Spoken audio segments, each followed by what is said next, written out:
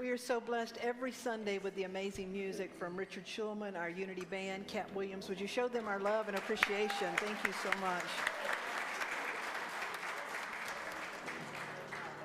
And we are blessed by your presence. Would you turn to someone on your right and say, I'm blessed by your presence. I'm blessed by your presence.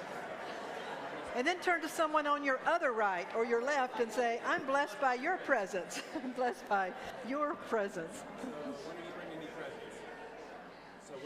We begin our time together today in that spirit of truly what we are about here at Unity. Would you join me in this affirmation? We are radically inclusive, spiritually progressive, and socially responsive. In that spirit, we open our service, our time together in prayer. So I invite you to turn your awareness inward. As we close our eyes and turn our awareness inward this morning, we do so in that spirit of gratitude. And we think about a day like today that can move from sunshine to wind to rain to warm to cold, to remind us that life is ever changing and renewing us. We open this day to that ever-present activity of spirit. And today we really pause to consider what it means to embrace one another with our heart. What it means to wholeheartedly embrace whatever is before us. And what it really means to know that we are a blessing, that our very presence is pure presence. And our presence is a blessing in and of itself if we will allow it to be. And so we open to the gifts of spirit that flow through us individually and collectively this day, that we may be blessed and that we may be greater blessings. For this time together, we are most grateful. Thank you, God. And so it is. Amen. I invite you to stand as you're able and join in our opening song that says, Spirit is in this place.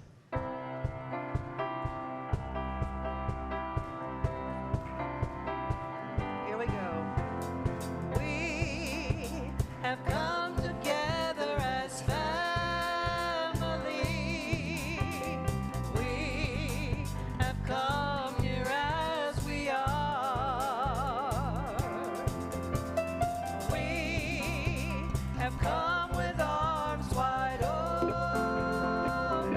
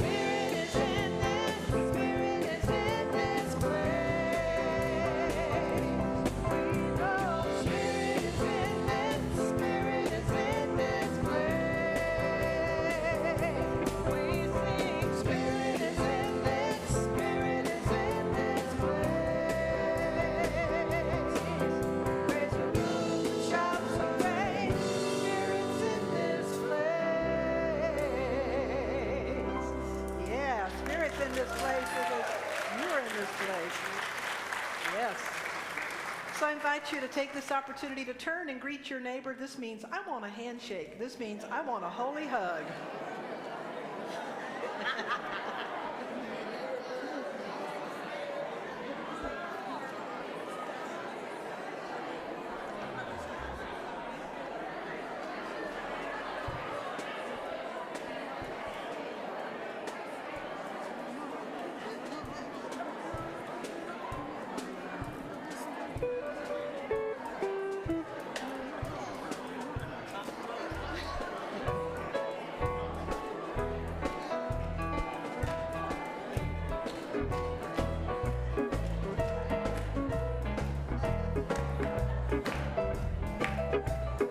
Got a new song for you today, but it's really easy. Here we go. Well, come on, come on. Don't you know you walk with God? Come on, come on. Don't you know you walk with God? So hold your head up high. Don't you know you walk with God? So come on, come on. Don't you know you walk with God? So come on, come on. Don't you know you walk with God? So hold your head up high. Don't you know you walk with God?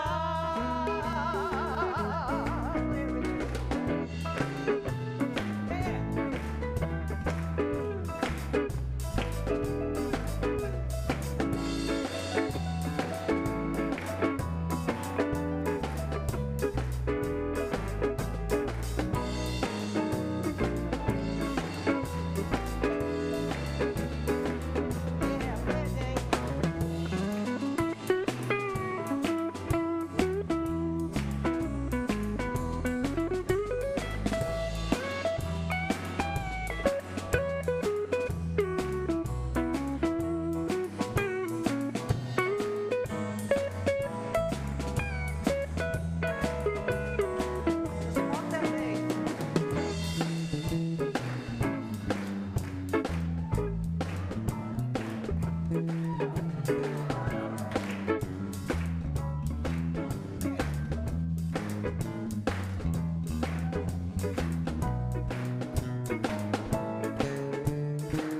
Yeah, put it over that bed. Come on, come on. Don't you know you walk with God? Don't you know you walk with God? Come on, don't you know you walk with God? Hold your head up high. Don't you know you walk with God? So come on, come on. Don't you know you walk with God? Don't you know you walk with God? Come on, don't you know you walk with God? So hold your head up high. Don't you know you walk with God? Hold your head up high. So hold your head up high. Don't you know you walk with God?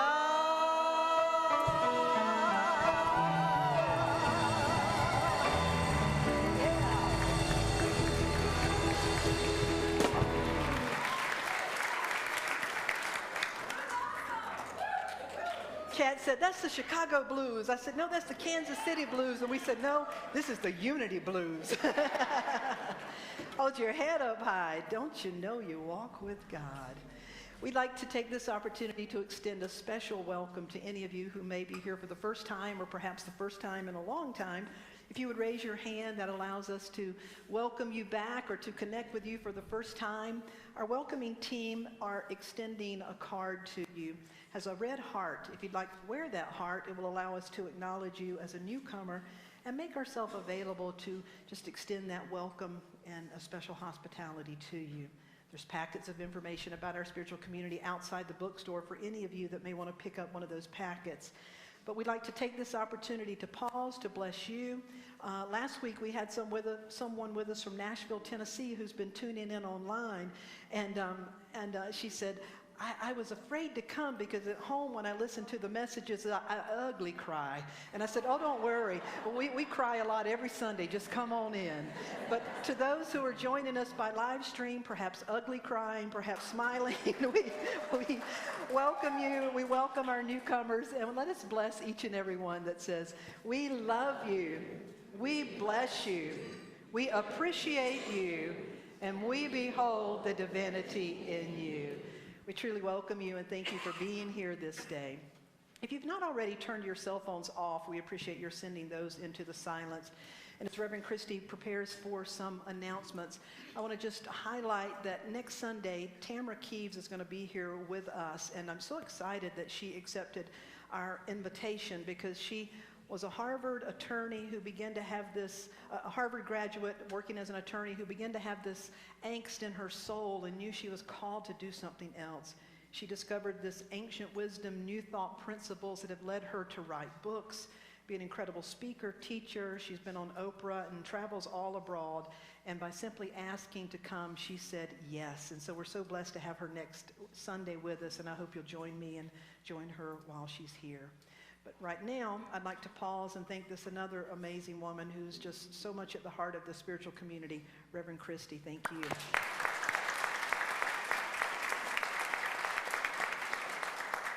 Good morning, everyone. We will be having our 5th Sunday potluck. Our potlucks have been on hiatus for a while, so today on the 5th Sunday we are having a potluck following the second service. So especially a warm welcome to anyone who's new to please stay and join us, and it's a wonderful opportunity to make some great connections. So that's following this service, and a few announcements that I do not have slides for. We still have some quilts available, but if you have decorated one of these quilt squares, rather, ooh, oh, look at that, glitter everywhere, love it. There you go. So there are still some squares available outside in the foyer, and we'll be collecting them through Wednesday. And just decorate them with an idea of what community, what especially this community, means to you. And there are many ways of decorating. Glitter, my favorite, obviously.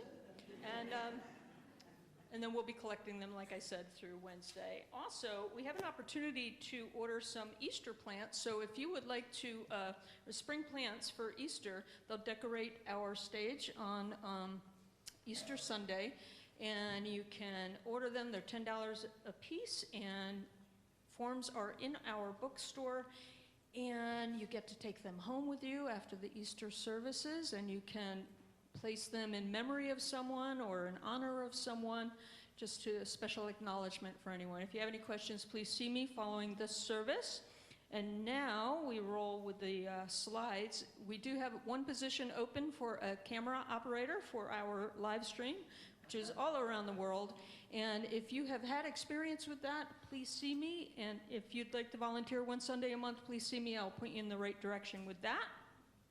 Also want to give a special shout out of thanks to 2 outreach teams that really make a difference in our greater community. And that is Adopt a Highway, that cleans up a section of highway out here between, I believe, our church and down past Sierra Nevada Brewery. And then Feed the Kids, which meets every six weeks or so, and they feed over 300 kids, and sometimes it's the only hot meal that they get. So we have volunteers that come here and prepare the meals for them and bring it over to the Boys and Girls Club. So just thank you for all of you that participate in that and really serve our greater community. So let's give them a round of applause.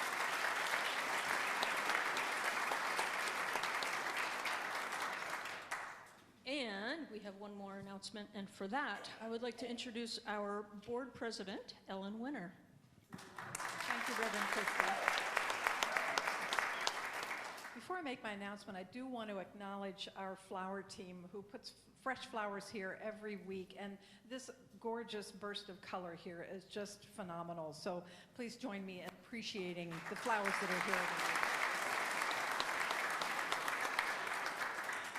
As you may have noticed and hopefully participated, there's been a table outside in the foyer that is collecting information on membership renewal once a year we do try to update our records and our database. And so we're gathering information from all people who are members of Unity. If you have not filled out this form, please stop outside after the service. This is the last Sunday we will be there doing this. And once all of these forms are gathered and tabulated, we take the difference between the number of members we have and the number of forms we have received, and the board members get to call all those people who are in between. And while we would be delighted to talk with you, it will be a lot easier and more helpful if we have all of the forms, and there are very few people that have to be called, because then we just get to call and chat with you. So thank you very much, and please see one of the board members outside after the service. Thank you. And thank you for your leadership in our community.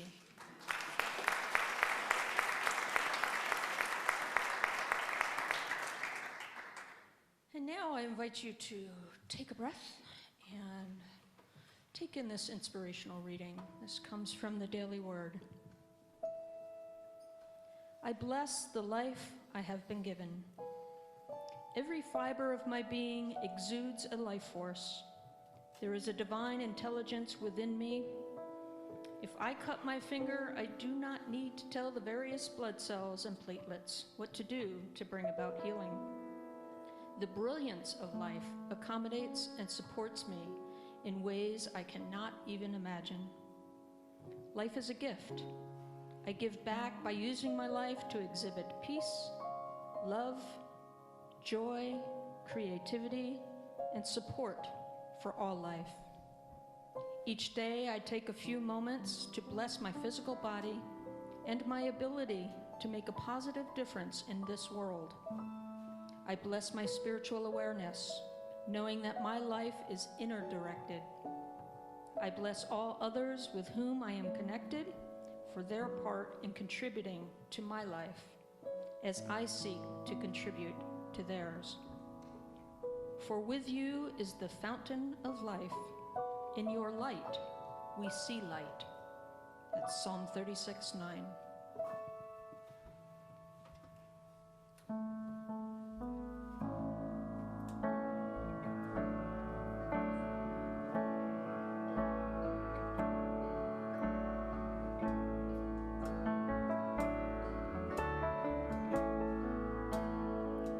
I hear a call. How will I answer? Forsake my all to serve another. Your darkness falls, stay a believer.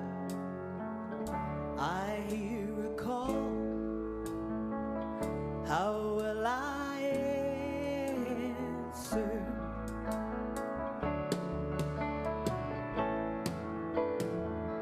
I see a light.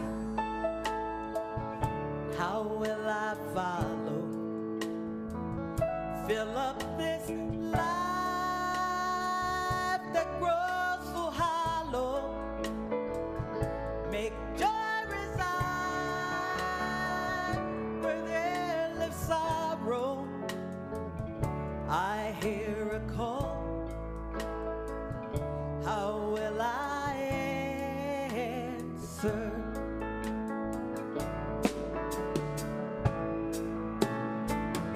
I hear a call from out of nowhere, and from everywhere I go. I hear a call. How will I answer?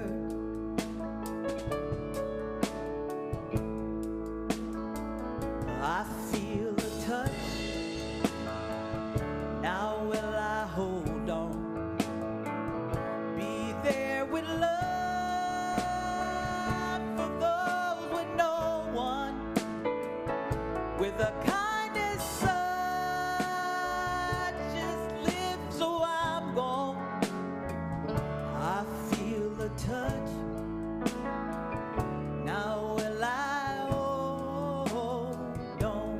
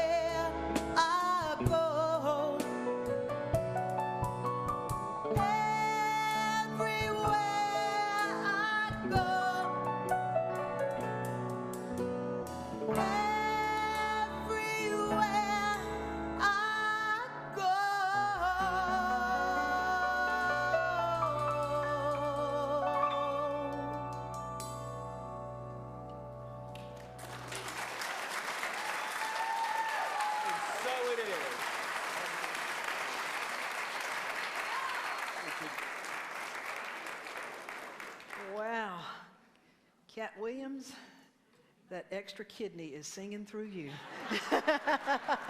Would you give it up for this Unity band? Yeah.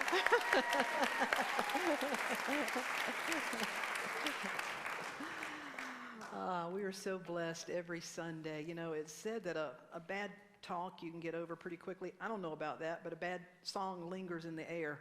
Well, a good song lingers in the air too and just elevates us. We are truly blessed every Sunday. Thank you so much.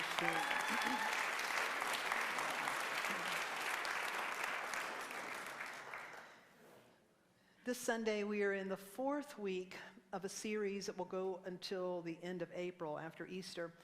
It's titled Mystics, Masters, and Peacemakers, where we're looking at the lives of different individuals who are known to be mystics or spiritual masters or peacemakers, and looking at their lives for the purpose to find out, you know, what inspired them and what insight, what inspiration can we draw from their life? What action points, what can we use as a practice? You may remember we started with Mahatma Gandhi, Mahatma being a title that means great soul, a title that was given to him because of the way he showed up. From there, we talked about Mother Teresa, again, another amazing individual in the way she showed up. Last week, we talked about the Reverend Dr. Martin Luther King Jr. and the way he showed up. And I think for those of you that have been listening through the entire series, and for me who's been really digging deep into these lives, it's the first time I've done this type of a series, and I'm loving it because it so points to what I know to be true, what I believe to be true again and again and again, that for those who are truly what we would call a mystic, a master, or a peacemaker, whatever the doorway of religion or faith tradition they may have come through, and even may still live in that and celebrate in that, but what has happened is they have come to see the whole world as an expression of God, and that love is the essence of all things, that they see that underlying connection.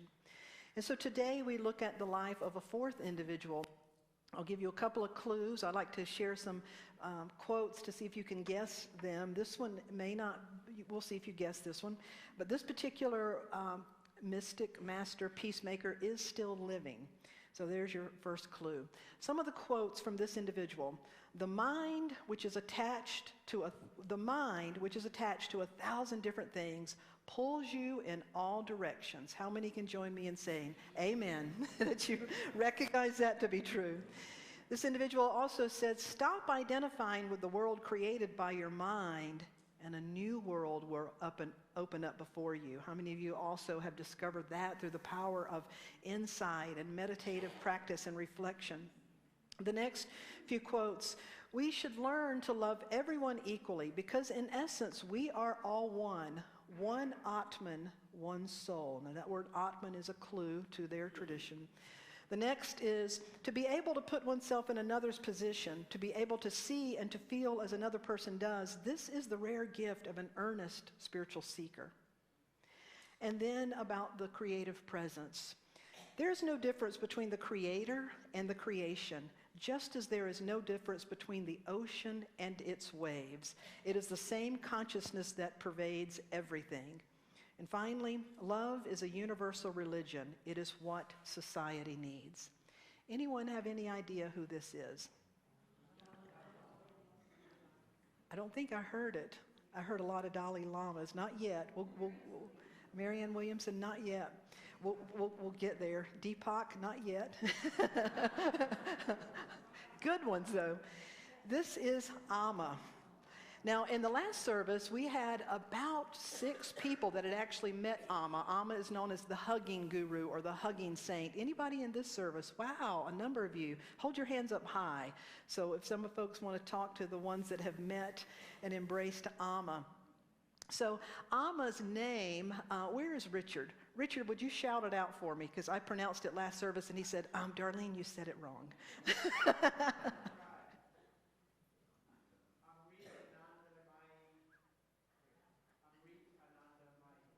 Amrit Tananda Mai.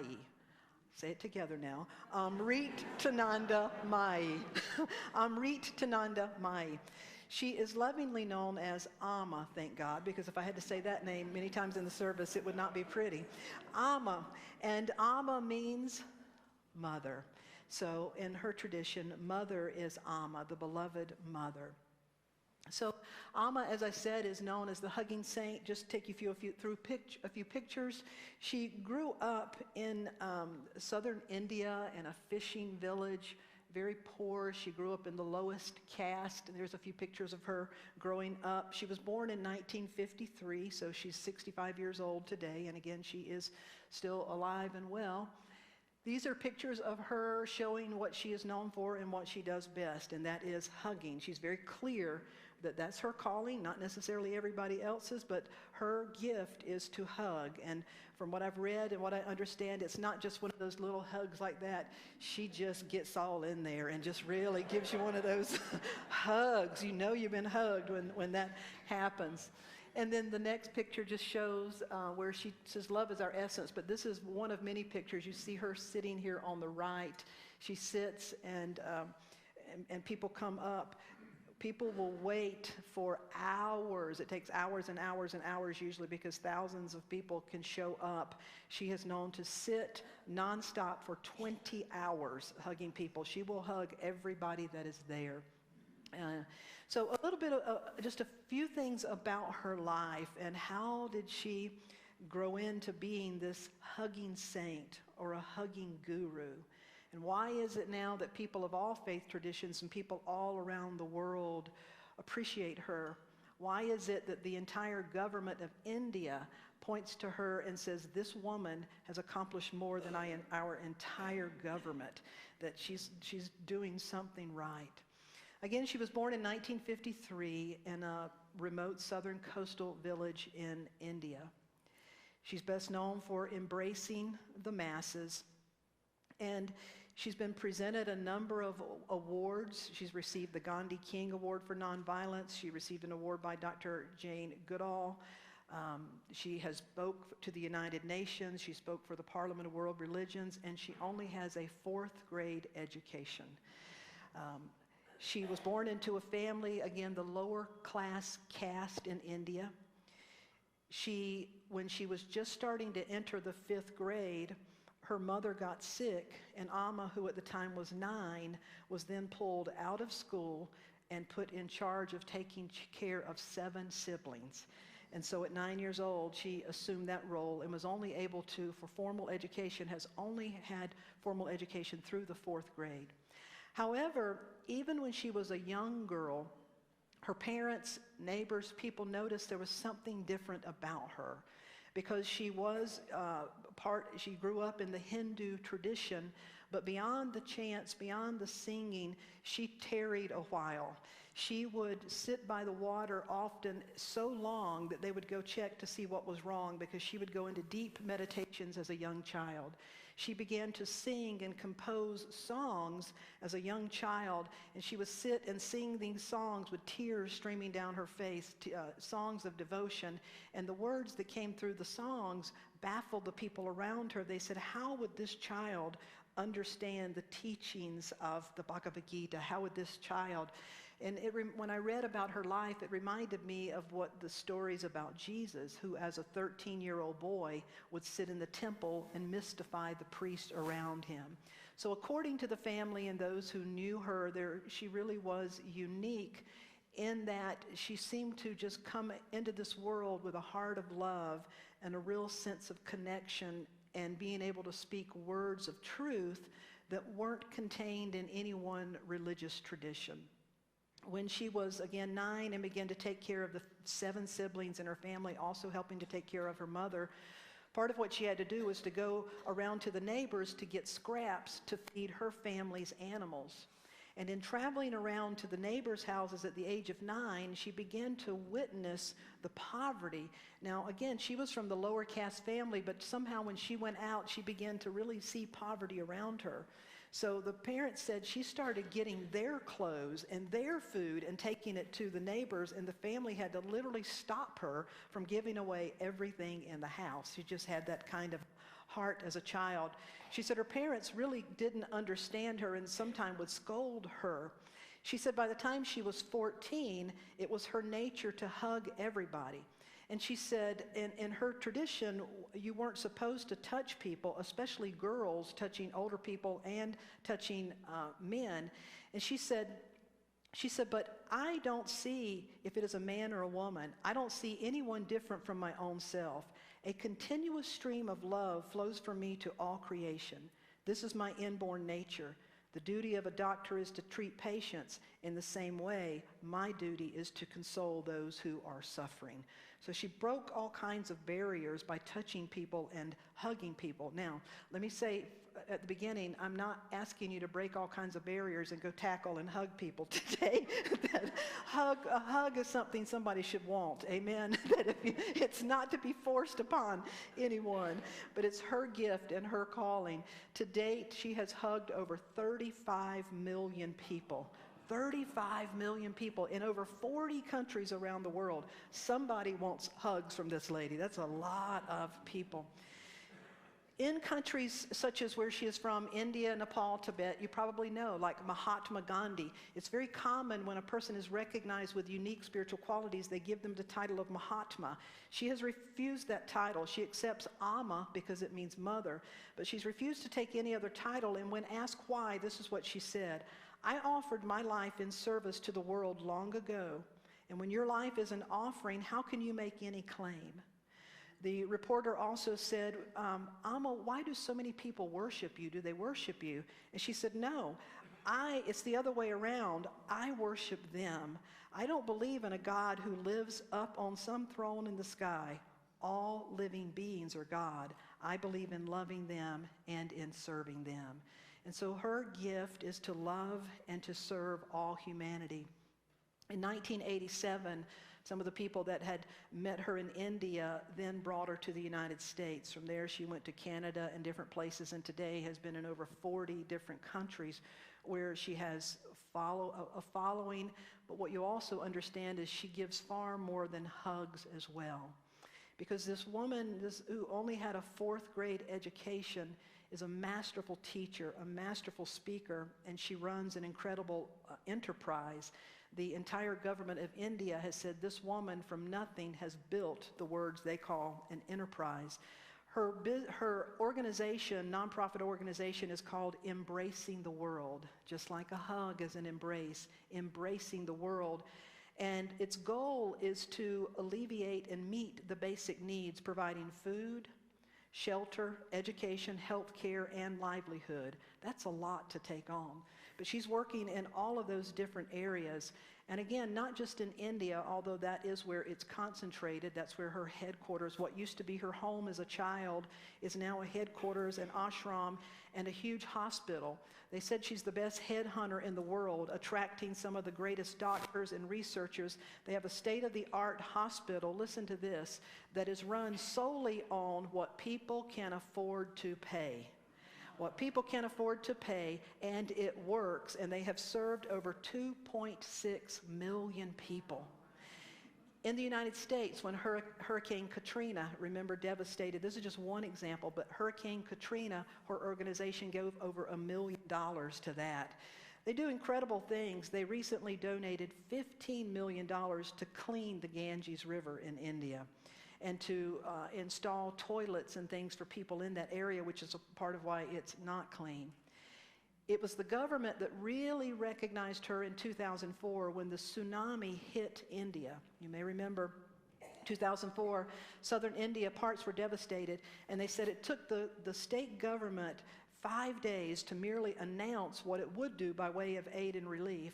Amma, however, and her organization began a response within hours, providing food and shelter to thousands of people, and in the following years, where that earthquake was, to date, they have built over 6,000 houses. Her organization receives and gives out an average of $20 million a year. That's the scope of her following. Again, she's hugged over 38 million people. She's known as the most accessible spiritual teacher around. And just a few days ago, March 23rd, The old century, the Mysore University in India just awarded her an honorary doctorate to Amma in recognition of her contribution for the multifaceted spiritual, educational, and philanthropic activities around the globe in 4 decades. Isn't that powerful?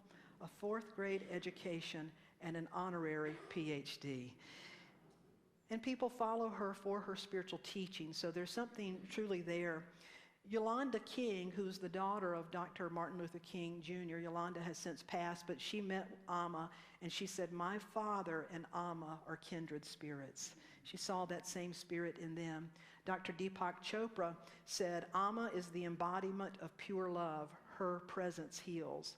Dr. Jane Goodall said, "I believe Amma stands here in front of us, God's love in a human body." But the one that really spoke to me was the skeptic. I like to read what the skeptics thought and experienced. And NPR, National Public Radio, one of their reporters, Allison Bryce waited in the long lines to meet Amma just to see. And Allison wrote, "With great force, she took me in her arms, and I was enveloped in a scent of rose. It was a powerful hug, a powerful moment, really. Overcome with a profound sense of comfort, clarity, and calm, I staggered off stage and sat down." So the power of a hug. Now, when you think about a hug, we know there are whole movements around hugging people. When I think about one of the best hugger I have ever experienced was my grandmother. My grandmother has since crossed over, but my grandmother was not even 5 feet tall. She was a lot like Amma. She was short and she was round. And she wore those kind of smock aprons. And when we were little, and the least little thing, she would just pull us into her, and it was like a giant marshmallow, just had you all smothered in. And she smelled like biscuits. And for a Southern girl, that's better than a rose if you smell like a biscuit. I mean, she just pulled you in and hugged on you and smelled like a biscuit. That was like heaven to me. But to just have that kind of embrace. There's a whole movement, a hug movement. You've probably seen the signs and the video, free hugs. Last year, Ellen Winter, our board president, when she found out we were going to participate in last year's Pride, Ellen said, "I'd like to go and offer mom hugs." And Ellen stood there and held up a sign that said, "Free mom hugs." You can raise your hand. You can ask her about it. It was moving. People cried. She cried. Ugly cries sometime. But that beautiful, sweet spirit of people wanting an Amma, a mom hug, a hug. We also had individuals, raise your hand if you were a hugger at our last year during Election Day in November. We had some profound, amazing stories of individuals who held signs that said, "Free, nonpartisan hug." We wanted to be real clear here. And went to some of the polls. One of our individuals started, and she said the energy was so bad when she first started, and she held her sign, and a lot of people were skeptical at first. Then one by one, they came over. And she said the energy was just, there's the red side, the blue side, and they were trying to get to the people the fastest and get them all their stuff. And little by little, in watching people watch the hugger, free nonpartisan hugs, eventually the Republican rep went over and then the Democrat rep went over, and they both got a hug. And I kid you not, shortly after that, the 2 representatives were holding hands, just walking up to people saying, "I hope that you will vote from your heart. And if you'd like some information, I have some from the Democratic Party and she has some from the Republican Party." People were dumbfounded. It's like, what has gone on? And it started with the power of a hug. So there's something very, very powerful about a hug. I think Jesus knew that through the power of his touch, that to touch and to be touched, to be moved with compassion. And so when I look at, what is the takeaway blessing? When I took on this particular person, I knew that I would not necessarily be asking you all, okay, go out and hug everybody, because, people want to be ready, and you only want to hug people if they want to be hugged. But the point is to go deeper. What does a hug really mean? A hug is an embrace, and you can embrace a person without ever touching them. At its essence, to hug a person is to bestow a blessing upon them. It is to use your presence to be a blessing presence. And so what I want us to look at today as the takeaway from Amma is this affirmation that says, I am blessed and I am a blessing. Would you say that with me? I am blessed and I am a blessing. Can you feel to have a full cup is to know that you're blessed. I am blessed and I am a blessing. The way that begins, to know that I am blessed and I am a blessing, it begins with intention. What is your intention? Are you intending to be a blessing? It makes me think about the story of the mom who had invited all these people, friends and family, to come over for the holiday lunch, the holiday dinner. And finally the people are there, the table, everybody's sitting down, and the mom looks at her little daughter and says, would you say the blessing? And the little daughter says, I don't know what to say. And she said, well, just say what you hear Mom say. And the little girl said, oh, Lord, why did I invite all these people to dinner? So, to really have the intention to be a blessing is important. That people feel our intentions. They feel that. And sometimes, it gets lost along the way. I like to read a lot, and I recently read some from the book Death of a President. It's about the life of John F. Kennedy. And it chronicles the hours just up and around the assassination. And there was something that really struck me in that story of his life. The day before he was assassinated, it said that he and Jackie were getting ready because JFK was getting ready to give a big speech. And after the speech, they were going to have a dinner and be socializing with congressmen and senators and all these political leaders. And as they were getting ready, John said that Jackie said, so-and-so's going to be there. That senator, drives me crazy, and just started going off on a rant, like, I don't like them. And John F. Kennedy said, Jackie, stop. Please don't say that out loud. Don't even think it, because they will feel your contempt. And that really struck me that he knew that, because I believe that people can smile and say, bless your heart, and you know what's behind. And so don't be that person. don't be that person. And so the goal is that blessings begin with an intention. I am blessed and I am a blessing. Would you say that again? I am blessed and I am a blessing. And blessings begin with intention. So to set your day, your intention to be a blessing. Now, to be your blessing doesn't mean that you just have to ooze all over everybody. To be a blessing means that whatever I do, if I am preparing food, if I am pumping gas, if I'm working on my job, I want to do that with a sense of connection to love. I want to do that and engage my whole heart. I want to embrace whatever I'm doing with my heart. You see, just like a hug is an embrace what you're doing with your whole heart. Do it from your whole heart. And that love comes through. People who prepare a meal and they mindfully love it, you can taste that love in the food. People who make things, I love to go to these handmade craft markets and stuff, and I so love the things that are made when people put their heart into it. I love kid art because when it comes to kids, they just put their heart into it. That, to me, I'd rather have that than a Picasso, because to me, no, I wouldn't. Maybe Picasso put his I'll take both, because that's not a good example. Picasso put his heart into it too. But just because it's some expensive piece of art doesn't matter to me. It's because somebody put their heart into it. You can feel it, right? You can feel when these musicians put their heart into it. It means so much. And so to know that love begins with a blessing and that love flows through your presence. The scriptures have to say a lot about that. It talks in Proverbs, whoever brings blessing will be enriched, and one who waters will themselves be watered. Isn't that so beautiful? And the counterintuitive teachings that Jesus had, but I say unto you, love your enemies, bless them that curse you, bless.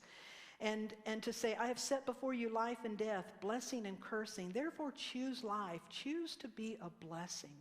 That to have that intention and then to realize that it truly flows through your presence. You are a blessing and it flows through your presence.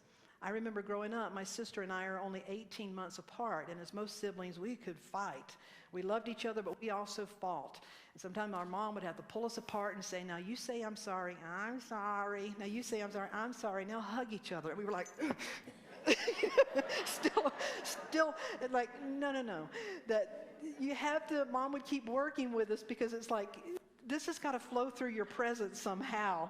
That when you set the intention to be a blessing, it flows through your presence. I was struck by something another individual said. How many of you are familiar with Jill Bolte Taylor? You may have seen a TED Talk, or she has a book that is titled My Stroke of Insight. Jill Bolte Taylor she was at Harvard, a brain scientist at Harvard. And at the age of 37 years old, as one of the best brain scientists in Harvard, she had a stroke. Now, because she was a brain scientist and had studied and knew so much about the brain, she realized what was happening and was able to somehow keep it together to call a colleague. Her stroke was so severe, it took her 8 years to recover. But what she wrote, she said, as a stroke survivor and a brain scientist, I had a special ability to understand and describe the stroke. She said, mine was caused by a severe hemorrhage in the left hemisphere of my brain. The stroke left me unable to speak, to read, to write, to recall any aspect of my life. It was in late 1996. I was 37 years old. And she said one of the most intense experiences that came out of that stroke, during the 2-week period between the time she first had the stroke and had the first surgery, during that 2-week period, she said, I became intensely aware of the energy that people around me broadcast. And she said, being intensely aware of this energy spread throughout those 2 weeks over the next 8 years. Because she had no recognition, no way to speak, she was starting to see energy. And this is what she said. She said, what I came to realize, there are only 2 types of people in the world. There are those who bring energy to you, and there are those who take it away. How many of you know that to be true? You see, when you want to be a blessing, how many of you want to be known as one of those people who bring energy to you and bring good energy to you? Amen? Because if you're not bringing good energy, it is taking away. And so to realize I am blessed, I am a blessing. My blessing begins with intention. It flows through your presence, and it circulates into action, that this energy that comes through us circulates. In the Buddhist tradition, they say a blessing is an attempt to contact and share that which is good, particularly in the divine sense. Blessing is trying to make contact with the force of goodness itself, to invite this energy into a particular situation so that it might pass on some of that energy to those present, to be that blessing. One of my colleagues from Unity of Seattle tells a story, Reverend Karen Lindvig. She had always wanted to go to Rome to see the Vatican, to see the Sistine Chapel and the catacombs. And she said as she was going through the catacombs, and that's where they have the tombs of former popes and saints, and she was waiting because she wanted to get through there to see the Sistine Chapel, but the tour guide was Italian. And she said she was talking little bits about this particular former pope and this saint, and she got to one, and the Italian tour guide and said, oh, and this was a bad pope, a bad pope. This pope was a very bad pope. And she said, I kind of cringed because she said it about 100 times, a bad pope. And she said, I thought about that poor guy. He certainly can't rest in peace because all the tour guides are coming through saying, a bad pope. And I thought, you don't want people to say about you, they were a bad pope. They had bad energy. But we circulate that kind of energy.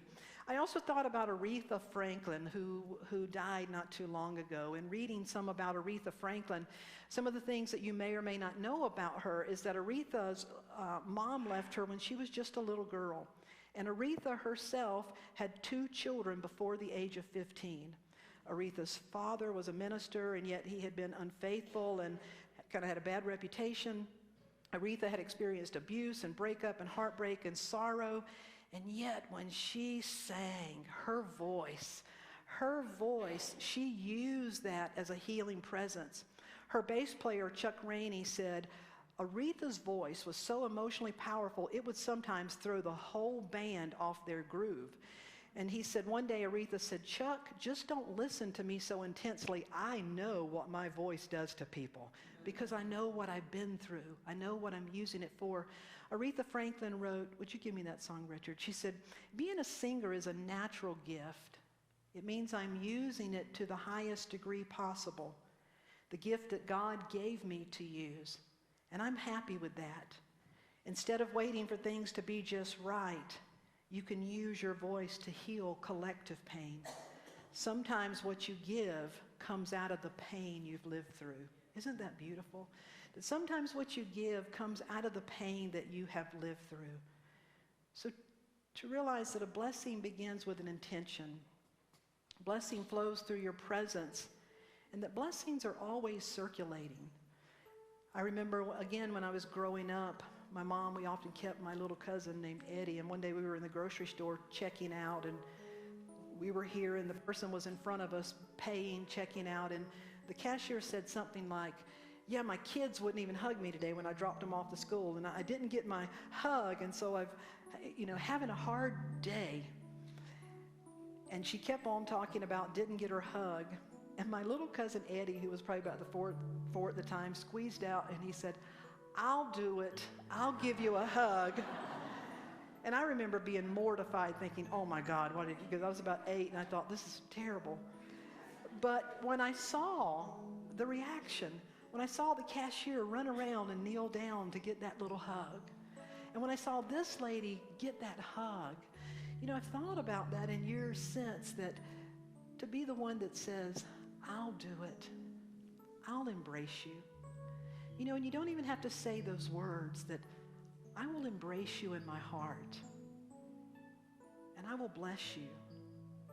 I am blessed, and I am a blessing. I am blessed, and I am a blessing. Richard, give me that song for the second service, if you will. I have the opportunity today, and you do too, to be a blessing in a way that I don't think you've ever done before. And I'm going to invite you to sing this song, and I think you're going to know in just a moment what we're going to do together here.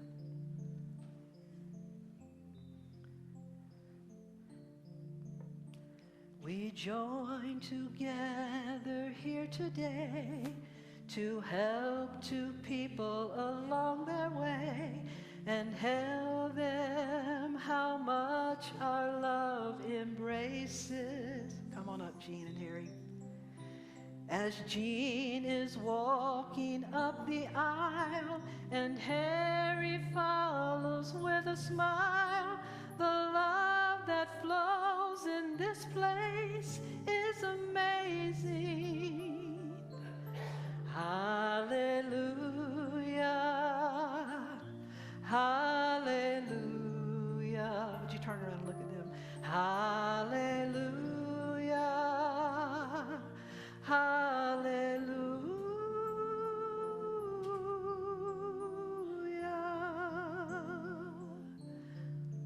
hallelujah. This is Harry, and this is Jean. I'm going to have you look at them for just a moment. They recently have relocated to, Jean has come from Charleston. Harry's made his way by a different place they just live in, recently moved to Brevard, and made this their spiritual home. You may not know how much you mean to them, but your embrace and your acceptance means the world. Now, Harry is a Marine Corps combat veteran. He served in Nam twice.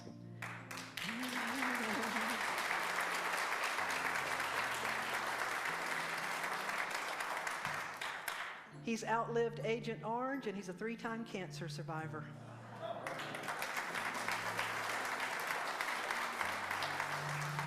He's a master gardener, and he decided to learn to skydive at the ripe old age of 74 years old.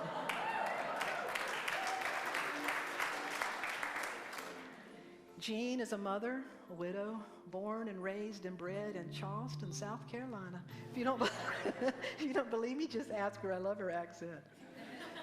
Through a number of things in her life, it called her to discover the healing power, to reframe her understanding of spirit, to find faith, to find hope. She began to make her own beauty products. She's a certified with essential oils. She's a healthcare coach. And they met each other a while back, and he said, "Will you?" And she said, "I will."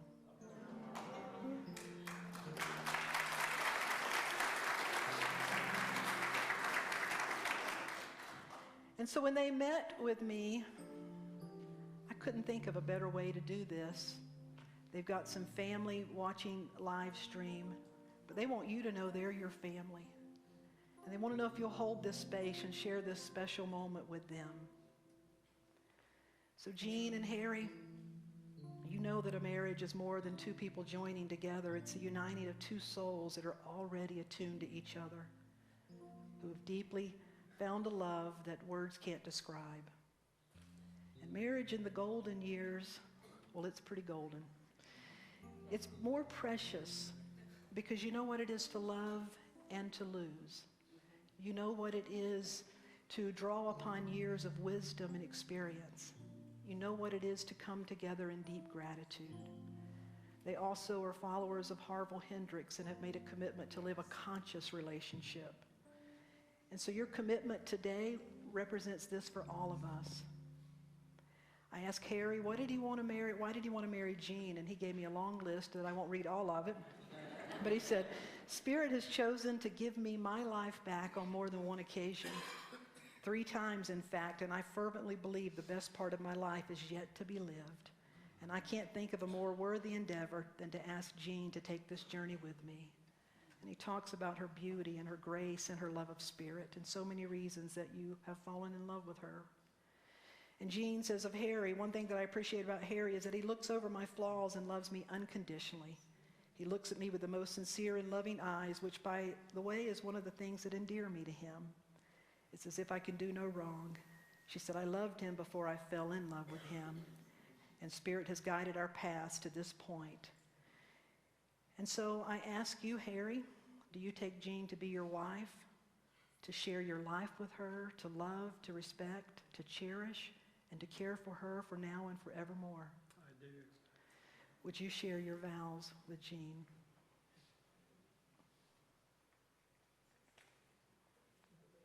Jean, as we join in what I feel is the final part of the journey of our life in this institution, as we enter on Spirit, I vow that I will always give my heartfelt caring to you for your well-being. I vow understanding, to listen to your heart, not in judgment, but in sincerity, as your heart speaks to me. I vow to respect your physical being in this experience and the eternal spirit that shines through you. And I am devoted that however your needs are not priority above all others. And as Darlene mentioned, always am I committed to this conscious relationship that we're embarking on. Jean, do you take Harry to be your husband, to share your life with him, to love, respect, cherish, and care for him now and forevermore? I do. Will you share your vows with Harry? Harry, I, Jean, am honored to share my life with you. I promise to always love you, to respect you, and to trust you.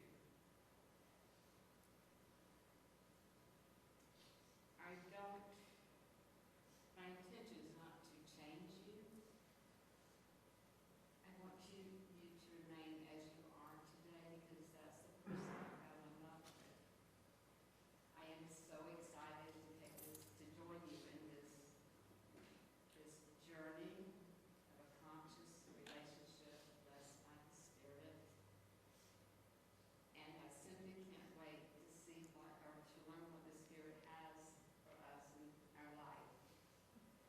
may involve skydiving. He said it may involve skydiving. As you have shared your vows, you have rings. And so we bless these rings and what they symbolize, the circle, the unending love. We bless these rings to witness and bear witness and to hold the embrace in which and through which you hold each other throughout your lives. We as a spiritual community this day bless these rings with our capacity to embrace you, to embrace your quality of love, and to allow your quality of love to be a blessing to each of us. Harry, as you place this ring on Jean's finger, would you repeat, this love above all others binds two hearts forever as one. This ring above all others binds two hearts as one. Jean, as you place this on Harry's finger, this ring above all others binds two hearts forever as one. This ring above all others binds two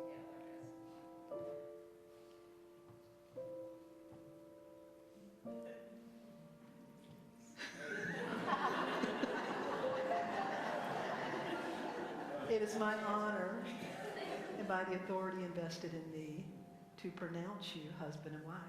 You may kiss your bride. One more time.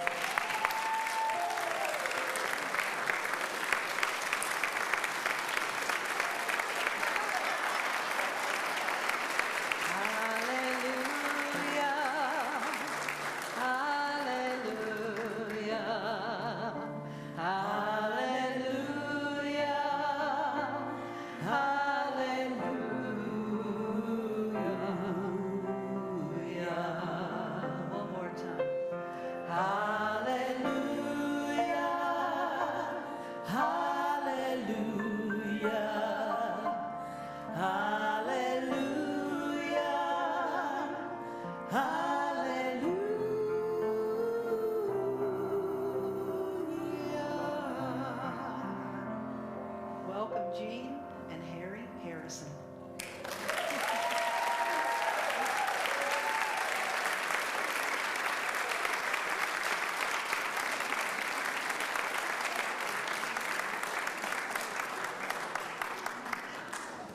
In the spirit of Amma, the hugging saint, you had no idea, did you? I want to thank you for your capacity to hold such space. And Jean and Harry, thank you for that. And they provided these beautiful flowers today. And they have a beautiful cake, which they'll cut, and we'll get to celebrate with them in a potluck. So to the family and friends that are watching, we've got them. So would you turn to one person and just say, you are a blessing. You are a blessing. And then this last piece, would you just give yourself a big old hug and say, oh, you're doing a great job here. You're doing a great job. You're doing a great job.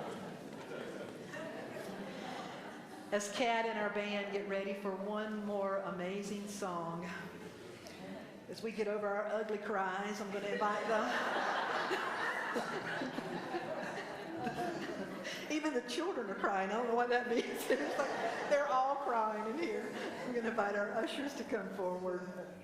This is where we have the opportunity to share our gifts, to be a blessing in another way. We acknowledge the blessings that flow through this community. And so as our ushers come forward, we hold these gifts in our hand, a gift of tithe, a gift of offering.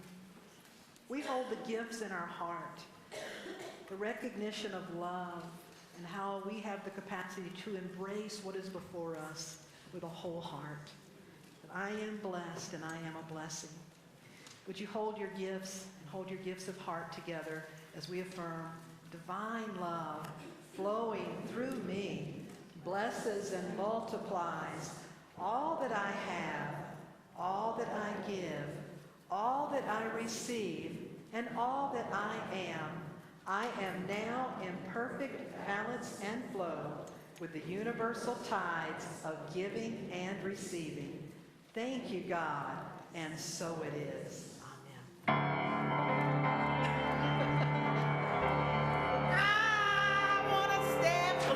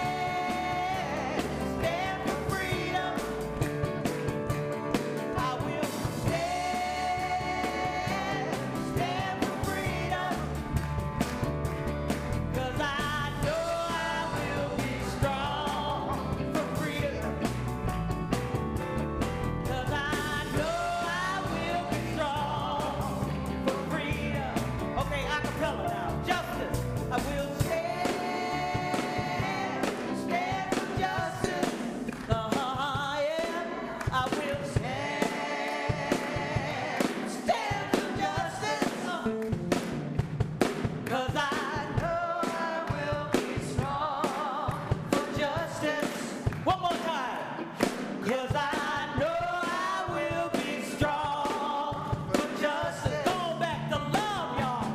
I will stand, stand for love. I will stand for love. Stand for love. Feel it in my heart, feel it in my soul. Know I will be strong for love. 'Cause I know I will be strong for love. One more time. I will stand, stand for love. I will stand for love. Stand for love. Feel it in my soul, feel it in my soul. 'Cause I know I will be strong for love.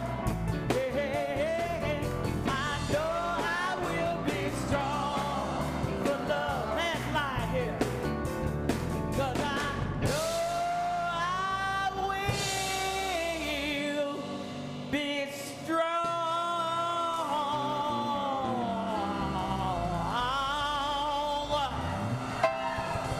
for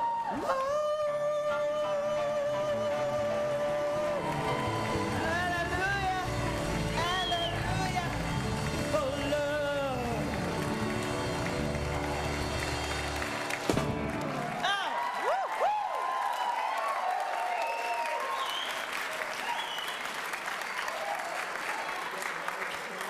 Wow. How many great things can you have in one service? That was awesome. Give it up for this band again. Thank you so much. Wow. I invite our ushers to come forward. Madeline Parker, who's our Sacred Service Coordinator. We send our love to all of our prayer chaplains and Reverend Laura. They are at Montreat today for their training, weekend of training. And so we acknowledge them as the prayer presence. We acknowledge these gifts as the gift of substance. And we acknowledge Madeline as she stands in sacred service. It is the substance of our life. It is this way that we serve. And it is through prayer that we live out who we are called to be. We bless these gifts, the gift of every heart, the gift of our capacity to be a blessing. We bless these gifts as they flow through this ministry to be a blessing that heals, that restores. And for this sacred opportunity, we are most grateful. Thank you, God, and so it is. Thank you. One final thing before we have an opportunity, and just as soon as the service is over, if any of you can volunteer, a miracle takes place. This gets turned into a dining hall, and the loaves and the fishes get multiplied, and this beautiful feast with a wedding cake today shows up.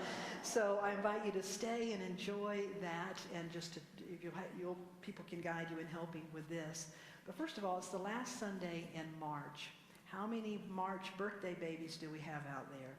We'd love to use this opportunity to sing happy birthday to you. So if you had a birthday in March, come on up and let us bless you and sing happy birthday to you.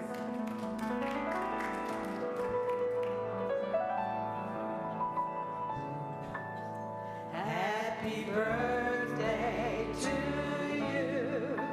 Happy birthday to you. You are wonderful. Happy birthday, you are wonderful. Happy birthday to you. All right, stay right here if you will. If you'll join hands with one another. I'm going to invite you to stand as we close in song and we transition to a potluck feast. Let there be peace on earth. Let there be peace on earth, and let there be peace on earth, the peace that was meant to be, with God as creator, brothers and sisters are we. Let us walk with each other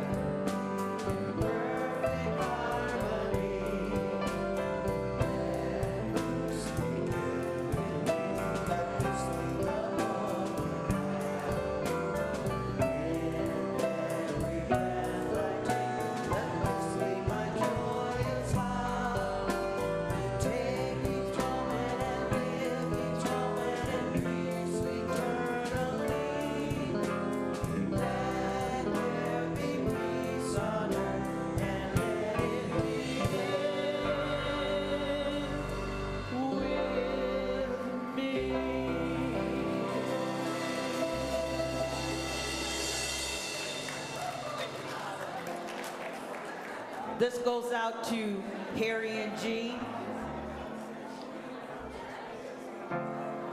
You'll never know that you're my hero.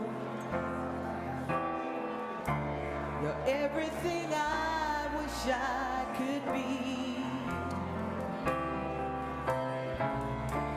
And I could fly higher than an eagle. You are the wind beneath my wings. You'll never know that you're my hero. You're everything, everything I wish I could be. Oh, and I could fly higher than an eagle. 'Cause you are the wind beneath